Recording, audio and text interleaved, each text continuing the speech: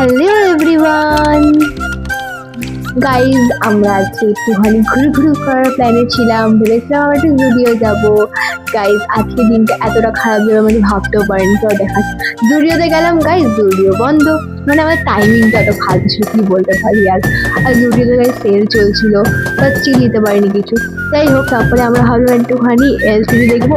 LCD ঢুকলাম, তারপর ওখান দিয়ে বলছে যে এখন তো বন্ধ হয়ে যাবে, তো তাই আপনারা যেতে পারেন। মানে আজকে দিনটা এতটা ফালতু ভাবে বুঝতেও পারিনি, মানে ভেবে উঠতে পারিনি। তাই গাইজ আর মনটা খারাপ করলে না, মনটা না খারাপ করে ভাবলাম যে ঘুরে আমাকে কিছু খাই পেস্ট্রি বাগেরা। তাই গেলাম, আমরা ঢুকলাম, ওটাই একদম ভাবলাম কি নেবো দেখলাম, দেখে ইচ্ছা হলো। তারপর একটা পেস্ট্রি আর একটা হটডগ নিয়েছিলাম। তারপর দেখা করে খাওয়া দাওয়া করে চলে আসলাম বাড়িতে। বাড়িতে এসে আমাদের রান্না বান্না করতে হবে, তাই রান্না করা স্টার্ট করলাম। আজকে বানাচ্ছিলাম ডিম আলু কষা করছিলাম। তাই গাইজ দেখতেই পাচ্ছ আপনারা।